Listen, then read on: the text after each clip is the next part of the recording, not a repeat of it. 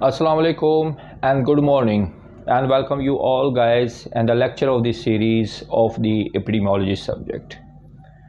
In the previous lecture, the many students demand and wrote the comments in my inbox that sir, please prepare these lecture which is you are preparing in the English language, please prepare in the Urdu language.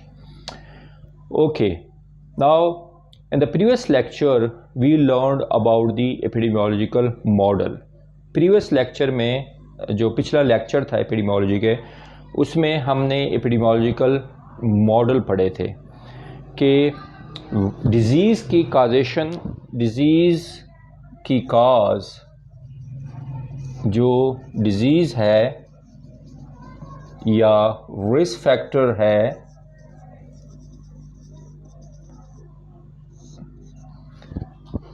Disease या risk factor उनकी ultimate outcome क्या है, कोई ना कोई disease काज करती है। तो इस डिज़ीज़ काज और डिज़ीज़ के दरमियान का जो रिलेशनशिप है कि कैसे एक काज या रिस्क फैक्टर डिज़ीज़ काज करती है, दी एपिडेमियोलॉजिकल में 3 मॉडल बनाए गए हैं इसको समझने के लिए।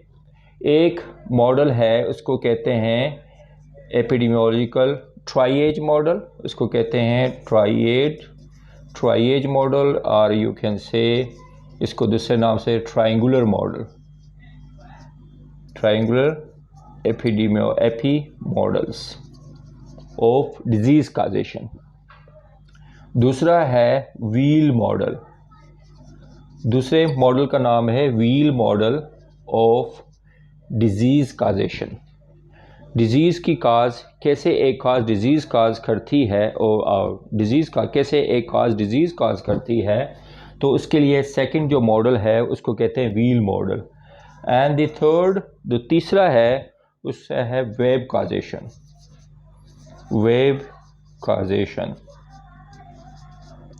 इसमें मुख्तलिफ रिस्क फैक्टर या मुख्तलिफ काज मिल के एक डिज़ीज़ आउटकम निकालती है या आउटकम होता है।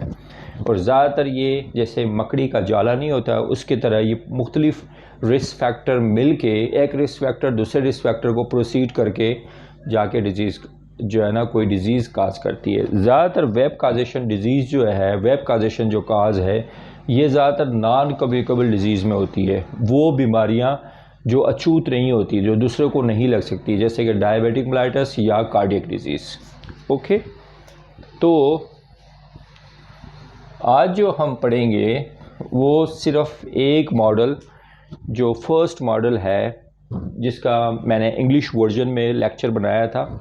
आज हम पढ़ते हैं ट्रायंगुलर मॉडल जिसको कहते हैं ट्राइएज मॉडल। नाउ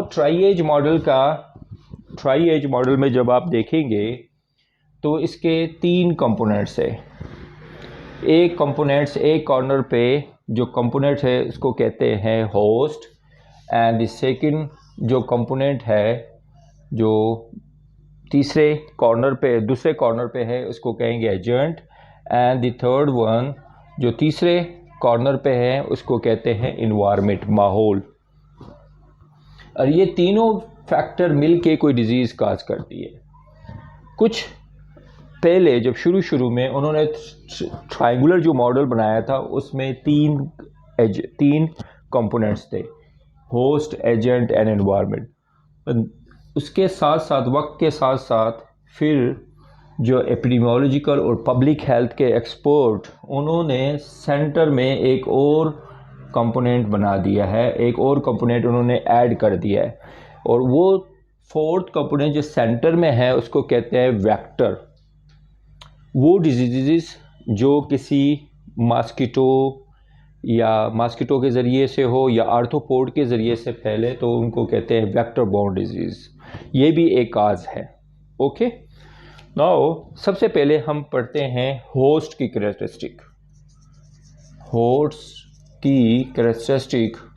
होस्ट की वो कौन सी कैरेक्टरिस्टिक है जो डिज़ीज़ काज करती है। सबसे पहले age, okay, and then the sex. Clear. बहुत सी डिजीज़ ऐसी है जो किसी particular group of the age में होती है। मिसाल के तौर पर जैसे आप देखते हैं नमूनिया, अपर respiratory tract infection and the common cold बहुत ज़्यादा कॉमन है चिल्ड्रन के अंदर या अंडर दी 5 ईयर्स और बच्चों के दरमियान। एंड अगर आप देखेंगे अपर रेस्पिरेटरी ट्रैक इन्फेक्शन और नमूनिया, lower track infection, lower track infection जो है ना वो ज़्यादा कॉमन है। लोअर ट्रैक इन्फेक्शन और दूसरा क्या कहते हैं upper respiratory tract infection is a more common under the 5 years of the age children में। सेकेंड जैसे STIs, road traffic accidents, okay, violence, these are the diseases which are, ये मैं कुछ एग्जांपल दे रहा हूँ। STIs, road traffic accident, violence is a more common in the, or you can say drug, are more common in the young population, जो मतलब 10 से लेके 25 years तक एज के जो यंग पॉपुलेशन है उनके अंदर ये डिजीज़ या ये आउटकम बहुत ज़्यादा कॉमन पाई जाती है। And the third one, the elder peoples more than 45 years of the age, उनमें आपको क्या मिलेगा? डायबिटिक मेलाइटस टाइप 2, ठीक है, CHDs एंड द हाइपरटेंशन। आपको नॉन कम्युनिकेबल डिजीज़ बहुत ज़्यादा कॉमन मिलेंगे एल्डर पॉपुलेशन के अंदर। सो द होस्ट की कैरेक्टरिस्टिक को समझने के लिए एज के लिहाज से हर डिजीज़ की जो है ना डिजीज़ हर एज ग्रुप में डिफरेंट होता है। नाउ अब आ जाते हैं मेल। देखिए मेल एंड फीमेल। अब मेल में देखिएगा BPH benign prostate hypertrophy and the lungs cancer, it is a more common, ये बहुत ज़्यादा कॉमन है मेल पॉपुलेशन के अंदर, मेल्स के अंदर। एज कंपेयर फीमेल में आप जाएंगे तो breast cancer, okay, and the postpartum depression is a more common in the females. Now the third one, characteristic उसका है रेस। बहुत से डिजीज़ किसी पर्टिकुलर रेसेस में बहुत कॉमन होती है। मिसाल के तौर पर genetic disease are more common in the Jewish and more disease is more common just like the hypertrophy. White peoples के अंदर में hypertension, CHDs is a more common. और ब्लैक पीपल के अंदर आप देखेंगे ब्लैक पीपल पॉपुलेशन के अंदर infectious disease just like the HIV AIDS, okay, and then the hepatitis C and hepatitis B virus. The infectious disease is more common in the black people, okay. Now and again the skin cancer is more common in the white people because उनके skin में melanocyte बहुत कम produce होती है। सो it is the melanocyte आपको पता है ज़्यादा produce होने की वजह से जो अल्ट्रावायलेट रेस से स्किन को कलर जो है ना डार्क या ब्राउन्स कलर की हो जाती है, जो अल्ट्रावायलेट जो रेज है उससे प्रोटेक्ट करती है। सो वाइट पीपल के अंदर मेलानोसाइट बहुत कम प्रोड्यूस होती है, so that's why they are more prone for the skin cancer. Now the another is the religion.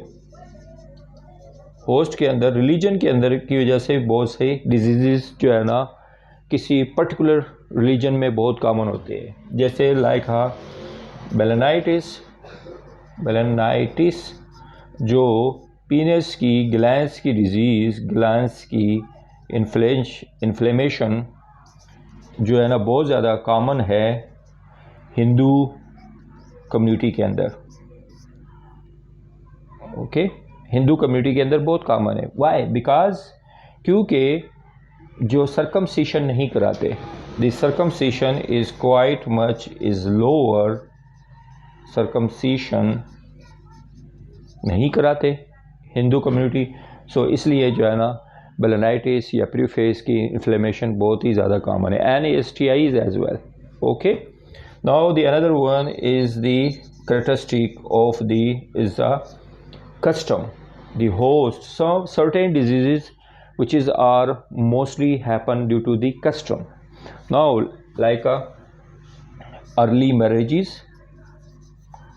जब अर्ली मैरिजेज होंगे जैसे विलेजेस में, रूरल एरियाज़ के अंदर या अफ्रीकन कम्युनिटी के अंदर या हमारे पाकिस्तान में रूरल कम्युनिटी के अंदर, जो early marriages is more common. जब अर्ली मैरिजेज होंगे तो अर्ली प्रेगनेंसीज भी होगी, टीन एज प्रेगनेंसीज भी ज़्यादा होगी। Then again it's leads towards the MMR, increase the MMR of the that particular community. And the second one, female genital हेमिटुलेशन।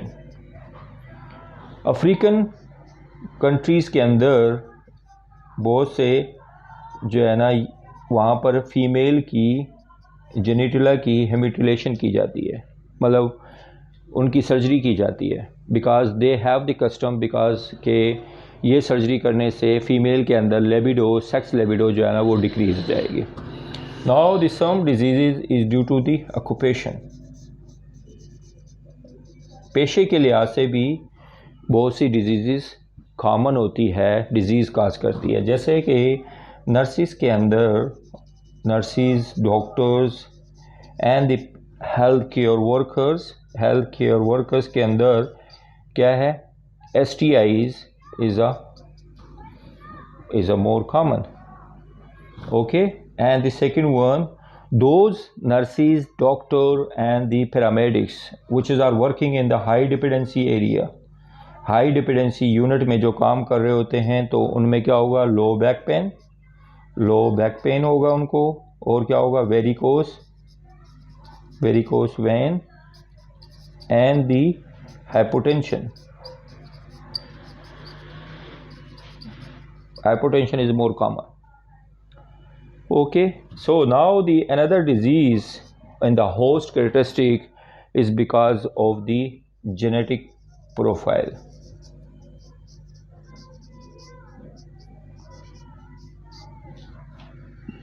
जब genetic science बहुत ज़्यादा एडवांस हो गई है, और हो सकता है आइंदे 20-25 सालों में आगे जाके जेनेटिक साइंस और ज़्यादा एडवांस हो जाएगी, तो हर डिज़ीज़ की काज जो है ना उसकी जेनेटिक डिसऑर्डर भी फाइंड आउट की जा रही है। हर एक डिज़ीज़ की जो है ना उसका जीन फाइंड आउट किया जा रहा है कि जीन्स के अंदर कोई म्यूटेशन हो रही है जिसकी वजह से ये डिज़ीज़ जो है ना काज कर रहा है। तो जेनेटिक प्रोफाइल जो है ना वो फैमिली हिस्ट्री में चलती है। तो फैमिली हिस्ट्री या family background and genetic profile is the same characteristic of the host which can cause the disease, just like the thalassemia, haemophilia. okay, these are the genetic profile और the hypertension का भी आजकल जी genetically जो है ना risk factor find out किया गया है कि because of the mother father जो है ना हाइपरटेंशन या डायबिटिक मेलाइटस थे, तो उनके बच्चों को सेकंड जनरेशन को भी जो जाके हाइपरटेंशन या डायबिटिक मेलाइटस होगी। ये even though the breast cancer as well, अगर मदर को जो ब्रेस्ट कैंसर थी तो वो उनकी बच्चियों में भी जाके ब्रेस्ट कैंसर होने के चांसेस जो है ना they are the more likelihood to develop the breast cancer. Now the another characteristic is the marital status.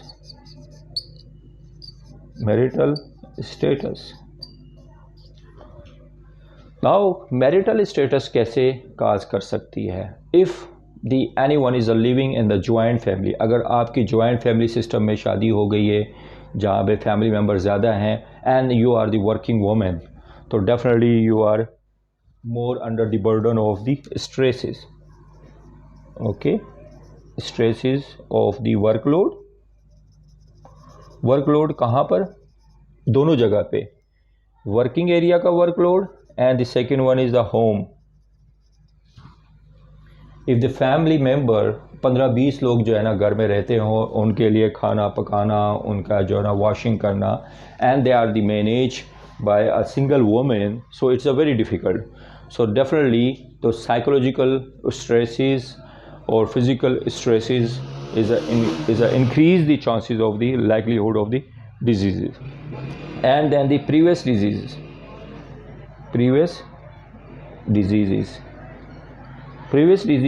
या इसको कह देते हैं कोमोर्बिडिटी या history of the disease. Suppose मिसाल के तौर पर आपको बार बार इन्फेक्शन हो रहा है, मलेरिया हो रहा है, और मलेरिया से मतलब आपने ट्रीटमेंट ली और क्योर हो गए, सेकेंड टाइम फिर मलेरिया हो रहा है, तो बार बार प्रीवियस डिजीज़ की हिस्ट्री की वजह से you have the chances of develop the complex disease. Okay, like the corona आज आपको एक दफ़ा हुआ, दोबारा नेक्स्ट टाइम भी हो सकता है, रिलैप्स हो सकती है. So the history of the previous disease again is the cause of the diseases. Okay, and the last one is the immune system of a host की जितनी immune system ज़्यादा strong होगा, defense mechanism ज़्यादा strong होगा, he can prevent himself from the disease. And the second one, you can enhance your immune system by the vaccination. जितनी community के अंदर herd immunity, जैसे कि हमने फर्स्ट लेक्चर में पढ़ा था कि हर्ड इम्यूनिटी होती है किसी भी कम्युनिटी की इम्यून सिस्टम को बढ़ा देना थ्रू दी वैक्सीनेशन प्रोग्राम के ज़रिए से, वैक्सीनेशन कैंपेन के ज़रिए से. जितना वैक्सीनेशन कैंपेन ज़्यादा होगा, जितने लोग ज़्यादा वैक्सीनेटेड होंगे, तो किसी भी वायरस या बैक्टीरिया को ससेप्टेबल लोग कम मिलेंगे पॉपुलेशन के अंदर, जिनको वो डिज़ीज़ काज कर सके या कैच कर सके फॉर द डिज़ीज़ के लिए. So the immune system is a very necessary of the host. If the person is a living in the healthy environment, कोई भी शख्स एक हेल्दी इन्वायरमेंट में रहता है, अच्छी एक्सरसाइज करता है, अच्छी डाइट लेता है, and is living in the clean environment, so उसका इम्यून सिस्टम बहुत ही स्ट्रॉन्ग होगा. And he is physically doing the exercise, जब वो एक्सरसाइज कर रहा है, प्रॉपरली एक्सरसाइज करता है, डेली एक्सरसाइज करता है, is again is the boost up of the your immune system. Clear? ना अभी हम पढ़ेंगे इन डिटेल के साथ एजेंट्स, जो सेकंड कंपोनेंट है ट्राइएज मॉडल का, एपिडेमियोलॉजिकल ट्रायंगुलर मॉडल का जो सेकंड कंपोनेंट है agent. What is the agent? Agent कोई भी एक एंटीजीन्स या पैथोजीन, या वो बायोलॉजिकल भी हो सकता है या फिज़िकल भी हो सकता है या केमिकल भी हो सकता है, जो डिज़ीज़ काज करे. Clear that? And this agent is a first of all, पहले हम करते हैं बायोलॉजिकल एजेंट. बायोलॉजिकल एजेंट की ये कैरेक्टरिस्टिक है, ये खासियत है कि ये एक single biological agent can cause a particular disease. कोई एक एजेंट भी जो है ना डिज़ीज़ काज कर सकती है. इसके लिए लाजमी नहीं है कि बहुत से रिस्क फैक्टर मिल के एक डिज़ीज़ काज करें. सो इन्फेक्शियस डिजीज़ में, ज़्यादातर इन्फेक्शियस डिजीज़ में सिंगल वायरस या सिंगल बैक्टीरिया एक डिज़ीज़ काज कर सकती है. जैसे कि वायरस के अंदर आजकल हम कह रहे हैं सार्स, ओके, जैसे कोविड-19 का वायरस जिसने कोविड डिजीज़ काज की. And again just like the in the bacteria में tuberculosis, Mycobacterium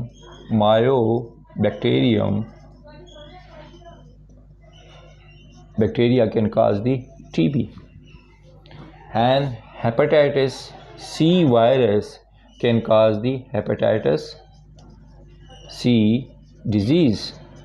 Okay, HIV can cause the AIDS. तो यहाँ पर आ जाती है बायोलॉजिकल प्लाजिबिलिटी कि एक single disease, single pathogen biological, चाहे वो आइदर वो बैक्टीरिया हो, वायरस हो या पैरासाइट हो, कि वो डिज़ीज़ काज कर सकती है.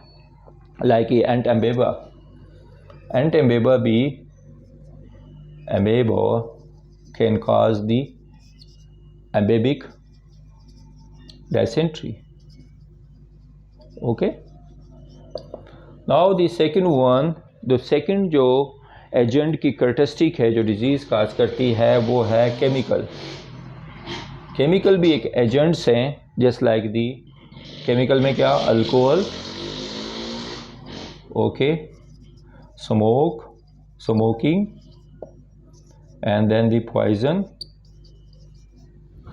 जैसे लाइक लेड पॉइजनिंग, ठीक है, yes, lead poisoning. Alcohol can cause the hepatic carcinoma, okay, hepatic cancer भी कर सकती है, and then the renal disease cause कर सकती है। Now the in smoking is the lungs cancer, okay, and the COPD। And the poison mostly जैसे lead poisoning है, ये भी बच्चों में ज़्यादातर IQ it will goes to deposit. अगर जैसे बहुत से बच्चे जो है ना, जब क्रॉलिंग स्टेज में होते हैं तो वो पैंट्स जो होती है जो वॉल से वो स्क्रैच करके खाते लेते हैं, तो उससे लेड पॉइजनिंग हो सकती है, and lead poisoning leads towards the low IQ in the childrens, okay. Now the another characteristic of is a physical characteristic। Physical characteristic agent की वो भी डिजीज़ काज कर सकती है, जस्ट लाइक दी जो लोग जैसे कंस्ट्रक्शन में वर्कर जो काम कर रहे होते हैं या ऑयल फील्ड में लोग काम कर रहे होते हैं, तो वो ज़्यादातर ड्रिलिंग मशीन का वो ज़्यादा यूज़ करते हैं। तो ड्रिलिंग मशीन की वजह से, जो ज़्यादा यूज़ करने की वजह से उनके बॉडी के अंदर they are continuously expose of the vibration movement. तो वाइब्रेशन मूवमेंट की वजह से उनको मस्कुलर डिसऑर्डर, मस्कुलर फटीगनेस या फटीग सिंड्रोम जो है ना, वो बहुत ज़्यादा कॉमन है इन दी कंस्ट्रक्शन वर्कर्स में, okay. And the second one, they are trauma और इंजरीज़ के हाई रिस्क पे होते हैं कंस्ट्रक्शन वर्कर वाले। अगर उन्होंने अपनी PPE protective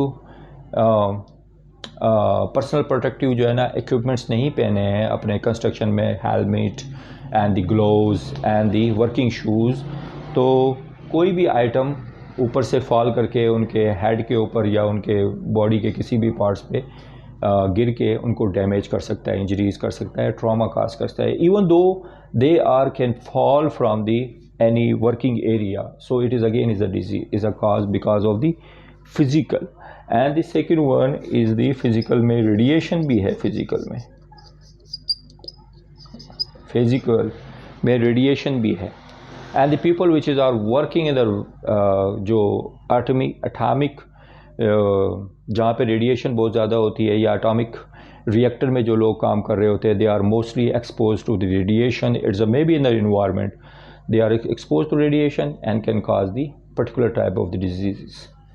Now the third one, which is of the characteristic of the host, is the nutritional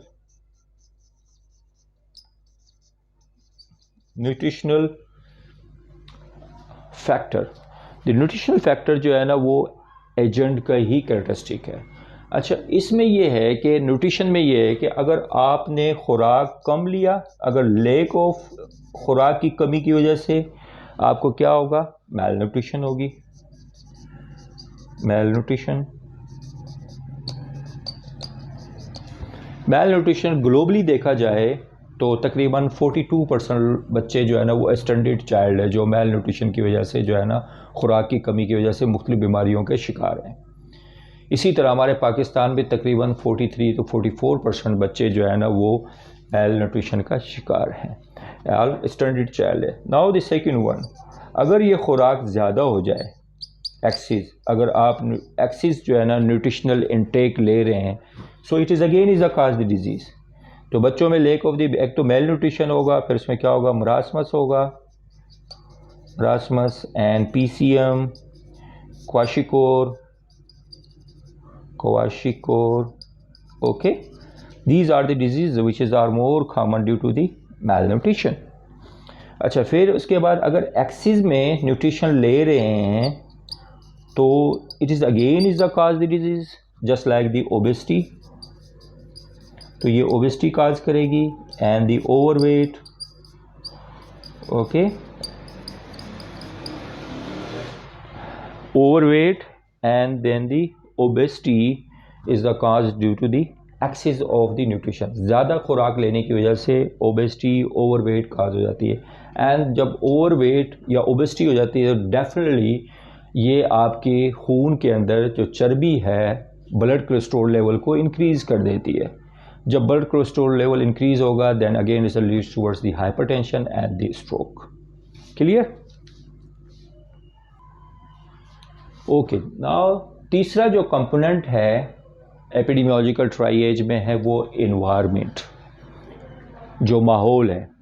okay, देखें इन्वायरमेंट जो है वो हमेशा एजेंट को फैसिलिटेट करता है, एजेंट को फैसिलिटेट करता है कि होस्ट को जाके इन्फेक्ट करे या होस्ट के अंदर हार्बर हो जाए या होस्ट के अंदर हाउस बनाए या होस्ट के अंदर इंटर होके वहाँ पर जाके वो मल्टीप्लाई हो जाए और बहुत से दूसरे होस्ट को जाके इन्फेक्टेड करे. So environment is always provided the agent a facilitate a supportive environment to infect the host. तो इसलिए माहौल को अगर हम यहीं पर रोक दें ताकि वो एजेंट को फैसिलेट ना करे या सपोर्ट ना करे ताकि वो होस्ट को जाके इन्फेक्ट करे, so we can decrease the 50% of the disease. More than 50% disease को हम वहीं पर रोक सकते हैं जब हम अगर माहौल को क्लीन, साफ़ सुथरा या उसका जो माहौल है जो फैसिलेट कर रहा है एजेंट को, उसको हम जो डिज़ीज़ काज करने में तो हम उसको मिनिमाइज़ कर सकते हैं. Now the first one characteristic जो है वो है टेम्परेचर, माहौल का. टेम्परेचर की वजह से माहौल में टेम्परेचर इंक्रीज़ होने की वजह से बहुत सी डिजीज़ होती है, just like the sun stroke and the global warming. जैसे कि आपको पता है कि ग्लोबल वार्मिंग इंक्रीज़ हो रही है. ग्लोबल वार्मिंग इंक्रीज़ होने की वजह से बहुत से वेक्टर बॉर्न डिजीज़ भी ज़्यादा हो रही है, हीट स्ट्रोक भी ज़्यादा हो रहा है. क्लियर? ग्लोबल वार्मिंग की वजह से एक तो वेक्टर बॉर्न डिजीज़ बहुत ज़्यादा कॉमन हो रही है जैसे dengue, malaria, and the second one heat stroke बहुत ज़्यादा कॉमन हो रही है. पिछले 2 डेकेड में जो साइंटिस्ट हैं, जो कॉस्मोलॉजिस्ट हैं, उन्होंने ये क्या कहते हैं मेजर किया है प्रीवियस 2 डेकेड्स में कि और ओवरऑल वर्ल्ड की जो ग्लोब की जो टेम्परेचर है वो 1 से लेके 2 फ़ारेनहाइट से भी ज़्यादा जो है ना थोड़ा सा बढ़ गया है. मींस ग्लोबल वार्मिंग या ग्लोबल का जो टेम्परेचर है वो पिछले 2 डेकेड में 1 से 2 फ़ारेनहाइट जो है ना वो इंक्रीज़ हो गई है. इस because of the global warming की वजह से. And the second one is humidification.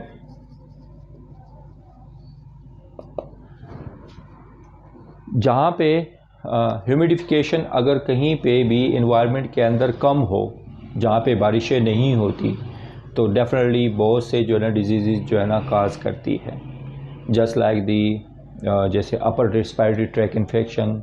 अब जैसे सर्दियाँ आने वाली है तो सर्दियों में पहले तो फोग होता था, खाली हम फोग सुनते थे, लेकिन अब फोग नहीं, वो फोग कन्वर्ट हो गया न्यूट्रॉन्स में जिसको कहते हैं स्मोक. जहाँ पे इन्वायरमेंट के अंदर जो डस्ट और स्मोक व्हीकल से जो स्मोक निकल रहा है या जो कारखानों से इंडस्ट्रीज़ के अंदर से जो है ना स्मोक निकल रही है, चाहे वो ब्रेक कंस्ट्रक्शन जो है ना कोई भट्टी हो या कहीं पे भी जो है ना कहीं से भी स्मोक निकल रहा है और वो क्या कहते हैं फोग के साथ मिल के उसको स्मोक में कन्वर्ट कर देते हैं. और स्मोक ज़्यादा होने की वजह से इर्द गिर्द में रहने वाले जो लोग हैं उस स्मोक में, तो वो अपर रेस्पिरेटरी ट्रैक इन्फेक्शन, नमूनिया, इस तरह के डिजीज़ में बहुत ज़्यादा जो है ना इन्वॉल्व हो रहे हैं या बहुत ज़्यादा डिजीज़ में कैप्चर हो रहे हैं. So and the second one is the altitude. Now the people which is are living in the high altitudes, जैसे कि स्कर्दू या गिलगित बल्तिस्तान में जो लोग रहते हैं, तो वहाँ पर हाई माउंटेनियस एरिया में वहाँ के वाटर के अंदर आयोडीन बहुत कम पाई जाती है. सो द आयोडीन कम पाने की वजह से they are more leads towards the goiter diseases. Okay, and the second one, high attitudes में रहने की वजह से उनको जो है ना डाइट भी प्रॉपर नहीं मिलती, ऑक्सीजन की सेचुरेशन कम होती है, इसलिए उनकी हेमोग्लोबिन लेवल बहुत ज़्यादा हाई होती है. सो हाई एटीट्यूड में goitre is a more common. Okay, the fall injury is more common, and the high attitudes में रहने की वजह से जो है ना उनको हेल्थ एक्सिस की भी जो है ना बहुत ज़्यादा डिफ़िकल्टीज़ को जो है ना फेस कर रहे हैं. Now in the other characteristic of the environment is crowding. Okay, this is again is a very important, जैसे कि टेम्परेचर और ग्लोबल वार्मिंग बहुत इंपॉर्टेंट है, तो क्राउडिंग भी बहुत ज़्यादा जो है ना is the an characteristic of the environment, माहौल में. जैसे कि अर्बनाइजेशन बहुत तेज़ी से फैल रहा है, अर्बनाइजेशन बहुत तेज़ी से इंक्रीज़ हो रही है. सेकंड वन, पॉपुलेशन बहुत तेज़ी से इंक्रीज़ हो रही है. पॉपुलेशन इंक्रीज़ होने की वजह से एंड अर्बनाइजेशन होने की वजह से बहुत सी डिजीज़ जो है ना फेस कर रही है मेगा सिटीज़. तो मेगा सिटीज़ के अंदर अर्बनाइजेशन इंक्रीज़ होने की वजह से they are facing the poor sanitation, okay, the water depletions, and then the air pollution, water pollution. They are the all type of the and lack of the access of the sanitation भी उनकी proper नहीं है, और उनको proper जो है ना pure clean water की सप्लाई भी उनके लिए डिफ़िकल्ट हो रहा है to manage for the mega cities due to the increase of the urbanisation और क्राउडिंग की वजह से. And then the second one is the urbanisation के अंदर जो पूर लोगों की जो है स्लम एरियाज़ बहुत ज़्यादा बढ़ रहे हैं मेगा सिटीज़ के अंदर. जब मेगा सिटीज़ के अंदर स्लम एरियाज़ बहुत ज़्यादा बढ़ रहे हैं तो it is again increase of the crimes. Okay, and crimes होने की वजह से, इनसिक्योर होने की वजह से साइकोलॉजिकल प्रॉब्लम भी बहुत ज़्यादा कॉमन हो रही है मेगा सिटीज़ के अंदर. Now the another one is the characteristic is the housing. Then again housing जो है ना अर्बनाइजेशन की वजह से स्लम एरियाज़ बहुत ज़्यादा जो है ना मेगा सिटीज़ के अंदर आ रहे हैं, so they are the again is the creating the problems. And the housing की वजह से आपके ग्रीन एरियाज़ आपके अफेक्ट्स हो रहे हैं, कम हो रहे हैं. जैसे कि बेस्ट एग्जांपल इस्लामाबाद में, अगर इस्लामाबाद को पिछले 20-25 साल पीछे चले जाएं, देखा जाए जब इस्लामाबाद 30-40 साल पहले तो बड़ा ही ग्रीन और लश कैपिटल सिटी होता था. टॉप देखा जाए पूरी दुनिया में जो रैंकिंग होती है टॉप 10 कैपिटल सिटीज़ में, जिसमें इस्लामाबाद पिछले 20 सालों से टॉप फर्स्ट पे आता था एंड लंदन जो है ना वो सेकंड पे होता था. नाउ पिछले 1 डेकेड से इस्लामाबाद जो है ना सेकंड नंबर पे चला गया एंड लंदन जो है ना वो फर्स्ट पे आ गया. बिकॉज क्योंकि हमारी हाउसिंग सोसाइटीज़, जो प्राइवेट हाउसिंग सोसाइटीज़ बहुत ज़्यादा प्रोपेगेट कर गई है in the peripheral areas of the Islamabad में, जिसकी वजह से जो है ना ग्रीन हाउसेज़ हमारे अफेक्ट हो गए हैं. तो इसलिए ग्रीन हाउसिंग की वजह से भी जो है ना आपकी इन्वायरमेंट में ना डिजीज़ का असर कर सकती है. If you have the poor housing, अगर आप कच्ची आबादी में रह रहे हैं जहाँ पे हाउसिंग का जो है ना स्पेस 1-2 मरला पे घर बना हुआ है, 5 मरले घर पे बने हुए हैं और वहाँ पर सैनिटेशन प्रॉपरली नहीं है, घर से पानी निकल रहा है और वो सेवरेज का पानी जो है ना रोड में जो है ना ओपनली जो है ना फ्लोट कर रहा है. सो it is again is the cause is the different type of the disease. Okay, now the another characteristic is the neighbourhood. Neighbourhood भी इन्वायरमेंट का हिस्सा है. अगर आप अच्छे कम्युनिटी के अंदर या अच्छी सोसाइटी में रह रहे हैं, so you have will be find the very good neighbourhood. अगर आप ऐसे इन्वायरमेंट में जहाँ पे रह रहे हैं, स्लम एरिया जो आपके कम्युनिटी के नज़दीक है आपके एरिया के, तो वो नाइबरहुड जो है ना इज़ अ कैन जो है ना मुख्तलिफ़ टाइप की आपको डिजीज़ का असर कर सकती है. या आपके नाइबरहुड में जो लोग रह रहे हैं वो शो बिज़नेस से जो ताल्लुक़ रखते हैं, तो सारी रात जो आपको म्यूज़िक की जो है ना आवाज़ सुनाई देंगे, then you will become a disturb from your good sleep. You cannot take the sufficient hours of your sleep. So that's why the neighborhood is again a if you are living in a good neighborhood environments, then you can be prevent yourself from the insomnia and the mental stresses. Okay, तो mental stress okay ज़्यादा होगी अगर neighbourhood में. Second one is the insomnia. Clear? These are and then the violence. Okay, and the another one, the characteristic of the environment is the water, milk, and then the radiation. Okay, अगर आपके environment में आपको clean water मिल रहा है, that's you are the very blessing. आप बड़े blessing area में रह रहे हैं जहाँ पे आपको क्लीन और प्योर वाटर मिल रहा है. If you are the accessing, आप वहाँ पर ले रहे हैं जहाँ पे जो है ना कंटामिनेटेड वाटर आपको सप्लाई हो रहा है फॉर द ड्रिंकिंग के लिए, या ड्रिंकिंग के लिए आप कंटामिनेटेड वाटर यूज़ कर रहे हैं, इवन दो वॉशिंग के लिए, so definitely you will be prone or your community will be more propagated or involved in the waterborne diseases. तो यहाँ पर बहुत ज़्यादा अगर वाटर आपका नहीं है तो ये व्हीकल या वाटरबॉर्न डिजीज़ बहुत ज़्यादा हो जाएगी, like dysentery, diarrhoea, typhoid, hepatitis A. These are those diseases which are more common due to the waterborne disease. And the second one is a milk.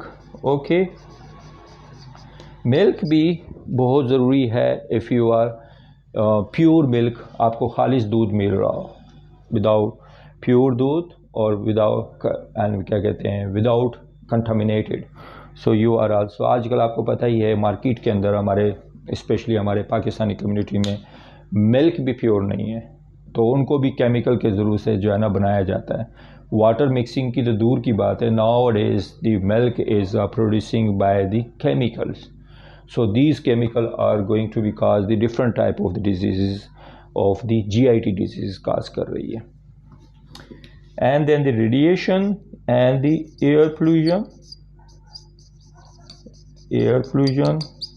okay, and noise pollution.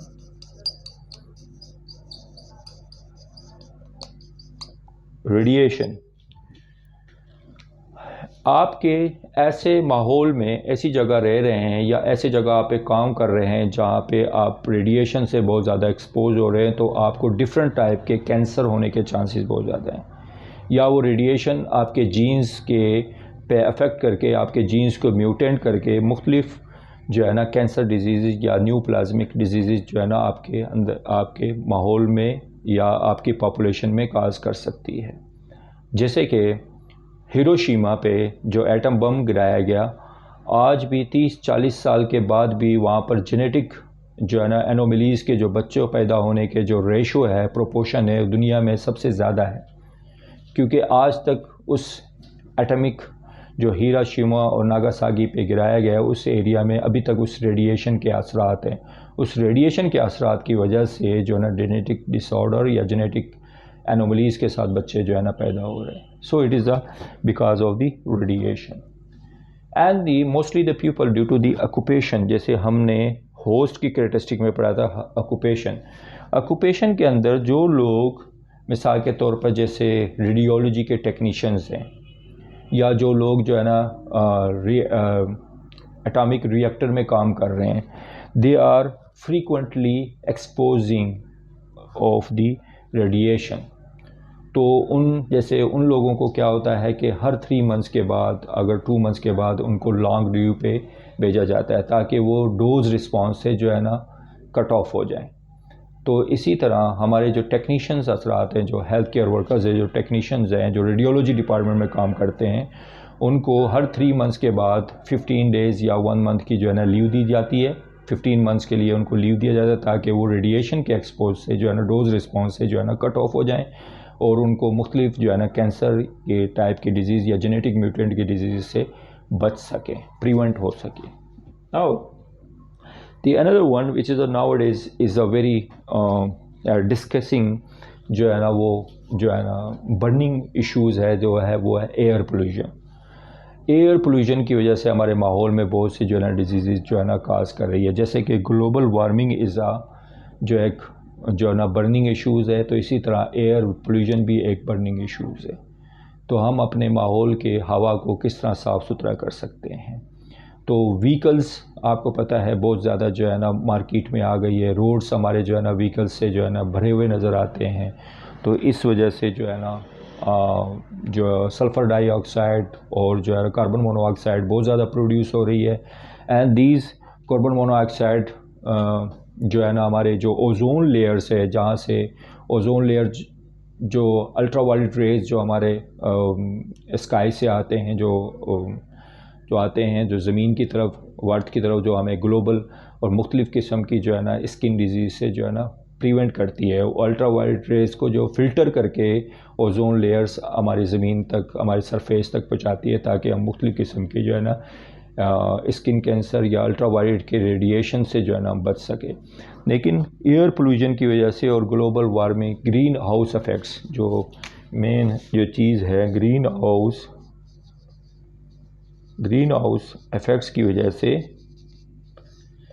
Green houses effects की वजह से और air pollution की वजह से ozone जो layers है उसके अंदर डिप्लेशन हो रही है, उनके जो होल्स है वो जो है ना मतलब लार्जर साइज़ में होते जा रहे हैं। तो अल्ट्रावायलेट रेज विदाउट फिल्ट्रेशन के डायरेक्टली जो है ना ज़मीन पे आ रही है, अर्थ पे आ रही है, और हमारे जो पॉपुलेशन है उस वो जो है ना एक्सपोज हो रहे हैं to the unfiltered ultraviolet rays की वजह से। इस वजह से बहुत से मुख्तलिफ़ किस्म की बीमारियाँ, skin cancer and the heat strokes जो है ना बहुत ज़्यादा जो है ना कॉमन होती जा रही है।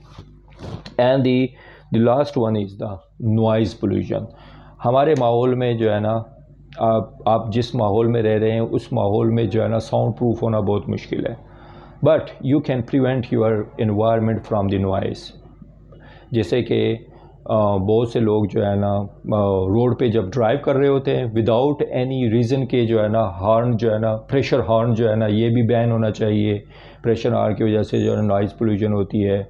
इवन दो म्यूज़िक कंसर्ट में भी आप देखते हैं जैज़ म्यूज़िक और जो मुख्तलिफ़ किस्म के जो म्यूज़िकल इंस्ट्रूमेंट है उनकी आवाज़ इतनी होती है कि वो भी जो है ना नॉइज़ पोल्यूशन जो है ना प्रोड्यूस कर रही होती है। आजकल के नौजवान नस्ल जो है ना वो मुख्तलिफ़ किस्म के बुफर और बेस के जो है ना व्हीकल्स के अंदर, अपने कारों के अंदर जो है ना इंस्टॉल करके जो है ना उसको जो है ना हाई साउंड में जो है ना म्यूज़िक सुन रहे होते हैं। This again is increasing the noise pollution in the environment. So noise pollution की वजह से भी जो है ना डिफरेंट टाइप की जो है ना psychological problems, okay, and then the air problems जो है ना बहुत ज़्यादा जो है ना काज कर रही है। इवन दो हार्ट प्रॉब्लम भी काज कर रही होती है, जो म्यूज़िक में जो बेस टाइप के म्यूज़िक जिसमें वाइब्रेशन बहुत ज़्यादा होती है, तो उससे हार्ट के प्रॉब्लम भी जो है ना बहुत ज़्यादा काज हो रही है नॉइज़ पोल्यूशन की वजह से। मैं उम्मीद करता हूँ कि आज इसके उर्दू वर्जन जो एपिडेमियोलॉजिकल जो मॉडल जाता था, जो ट्राइएज मॉडल जो हमने बड़े डिटेल के साथ आज पढ़ा, मैं उम्मीद करता हूँ कि इसने आपकी कंसेप्ट को बड़ा क्लियर किया होगा। आखिरी में मैं आप सबको जो है ना गुजारिश करता हूँ या रिक्वेस्ट करता हूँ कि मेरे यूट्यूब चैनल पे जो वीडियो लेक्चर्स हैं उसको प्रॉपर्ली सुने, उसको वॉच करें, तो इट्स इंक्रीज़ योर नॉलेज, आपकी नॉलेज को भी इंक्रीज़ करेगा और आपकी कंसेप्ट को भी क्लियर करेगा। And the last I request कि मेरा जो है ना चैनल को सब्सक्राइब करें और बेल के आइकॉन को जो अभी तक आपने प्रेस नहीं किया, प्लीज़ बेल आइकॉन को प्रेस करें। जैसे ही बेल आइकॉन को प्रेस करने से आप मेरा जो यूट्यूब चैनल पे जो नया लेक्चर होगा वो आप जो है ना आपको जो है ना जो सेंड किया जाएगा और आप उसको जो है ना देख सकेंगे। थैंक यू सो मच, बहुत शुक्रिया आप लोगों का।